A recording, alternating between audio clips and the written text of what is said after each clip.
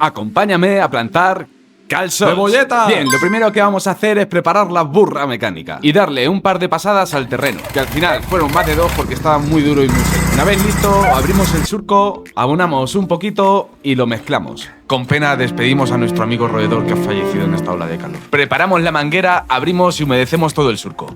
Y ahora sí, vamos a plantar la mitad de las cebollas tal cual están y la otra les vamos a quitar un tercio.